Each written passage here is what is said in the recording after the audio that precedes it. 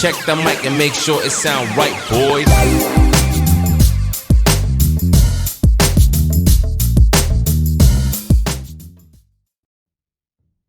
I got better.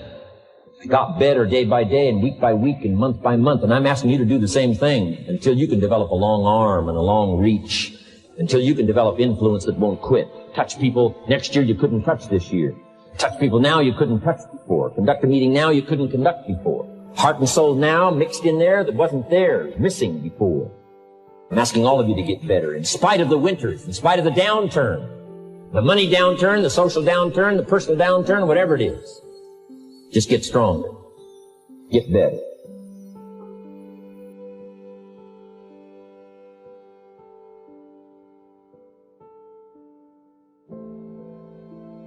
I'm asking you to drive worry into a small corner. You gotta worry some. All this negative stuff serves some purpose, but the key is for you to be the master, not the servant. Here's what I'm asking you to do. You be the master of worry. Drive it into a small corner. Don't let it loose. And I'm asking you to go home with some new faith and some new courage. I'm asking you, don't worry. Drive it into a small corner. We've all got concerns, and sometimes we all wonder, and sometimes there's a little crack of doubt. We worry a little, but I'm telling you, drive it into a small corner. Drive your worries into a small corner.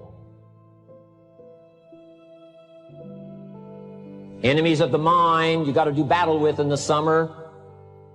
One is pessimism, that tries to get you only to see the negative side. Of course, there's the negative side. Life is part negative. What else is new? If the glass is half empty, it is half empty. You say, well, I've been only taught to see that it's half full. Well, sure, it's half full. But it's also half empty. I mean, can't you handle that? You know, that's not too difficult. But here's what pessimism would try to get you to do. Believe that it's only half empty. And when pessimism comes to your mind, you've got to educate pessimism, because pessimism is stupid. Pessimism tries to get you to believe that it's only half empty. Of course it's half empty, but it's not only half empty. It's also half full. I'm asking you to be in charge. Be in charge of your own mind. Be in charge of your own destiny. Do battle with your enemy.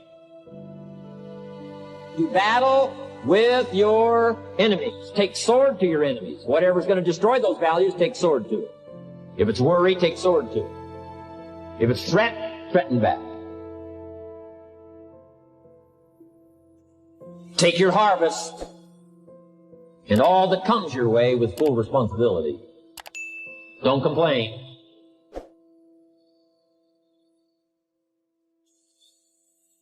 Short season, complaining, telling you, could ruin all of your chances. Complaining sometimes starts as an infection. If you don't take care of it, it becomes a disease. Do battle with it. In the harvest time, reap your harvest without complaint. It's your crop, you sowed it. You either made the calls or didn't make the calls. You wrote the letters, you didn't write the letters. You were steady or you weren't steady. You did it or you didn't do it. You put together a good day or you didn't put together a good day. Take responsibility when the harvest time finally comes and say, hey, it's my crop. Got to take responsibility for it. I do not complain. I'm asking you to be touched with the smallest of people's challenges. Don't just be touched with the challenge. I'm asking you to be touched with the problem. Let people's problems get to you. Let people's problems touch your heart this year like never before. Be touched. Let life touch you. Don't let it kill you, but let it touch you. The problems that are out there, people struggling with their economy, struggling with their health, struggling with their future, I'm asking you to let that get around your heart. Let it do something to you. Don't go untouched. Don't go unmoved. When you walk out of here, open yourself up. Don't build up the walls. The same wall that keeps out disappointment keeps out happiness and opportunity. Take the walls down. Let yourself be touched by what's going on out there. Let sad things make you sad, as well as happy things make you happy. Let your heart get touched. What a next year you could have if you pay more attention this year, soak it up, gather it up, and reflect at certain times what's going on and what's happening. And this year will take a more powerful place in your experience. People will not believe the words you've chosen. They will not believe the heart and soul that you've mixed with words. They won't believe the power you've got. We've got this extraordinary opportunity now. Let us not keep it. Let us share it. Let us reach out with a long reach, a strong reach, an unprecedented reach. Let us reach out and touch people not just with our opportunity. Let's touch people with our lives. Let's touch people with our experiences. Let's touch people with our heart and soul. I want you really right now, once again, to start thinking about your goals and about your dreams. And as you begin to envision them, one of the things that I think that's very important that we have to always go back to, as you look at your goals and dreams, and I want you to expand them, and it's very important to realize that I found that most people fail in life, not because they aim too high and miss. Most people fail in life because they did just like I did for so many years. They aimed too low and hit. They didn't believe in themselves.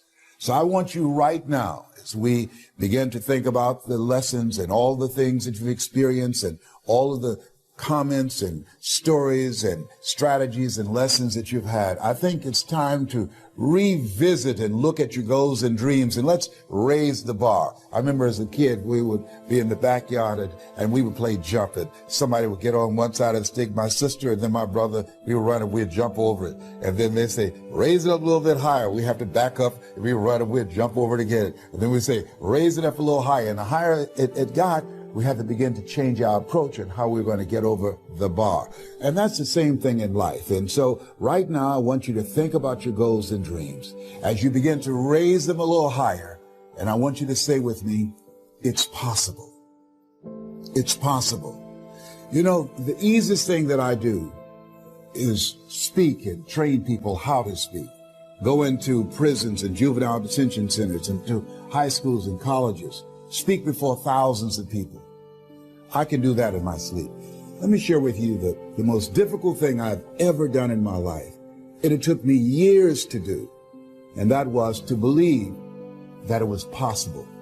To believe that I can do it. Given my circumstances, born in an abandoned building on a floor, being adopted, being labeled educable mentally retarded, failing twice in school, no college training, never worked for a major corporation. To believe that I had something of value to say, that somebody would want to listen to me, to believe that somebody would pay me to talk to them.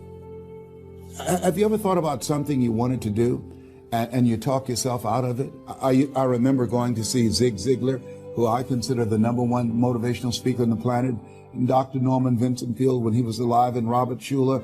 I used to see them and I would be so pumped up and inspired after hearing Jim Rohn, who recently passed, one of the great motivational speakers of all time, and Charlie Tremendous Jones. And I would go to my car pumped up, saying, yes, yes, yes, I can. And then after a while, my mental conditioning would kick in. You know, I'd say, Les Brown, you can't do that. You don't have a college education. Les Brown, you can't do that. You don't even know who your parents are. Les Brown, you can't do that. You failed twice in school. Come on. You ever thought about something you wanted to do and you talk yourself out of it? There's a proverb that says, if there's no enemy within, the enemy outside can do us no harm. That's why it's important that you make it a point every day to listen to Paul, to listen to me, to review these lessons, to get them deep, not only in the conscious mind, but the subconscious mind, and get them in your spirit. Well, how often should I do it? Do it until you are producing the results. That's how often you should do it. And you never stop, because once you stop, that's when those negative thoughts will come back. Once you stop, that's when you will begin to doubt yourself. Once you stop, I'm telling you what I know. Yes. Every day, it's a selling job on you. It's possible. I can do this. I can make this happen. No matter how bad it is or how bad it gets, I'm going to make it. It's possible. Yes, your dream is possible. Say that to yourself every day. Feed your mind with words that you write and words that you hear and words that you speak to yourself. Feed your faith and your doubts will starve to death. Say to yourself, it's possible. It's possible. It's possible. Even when you have no evidence to point to, say to yourself, it's possible. There's nothing as powerful as a made-up mind.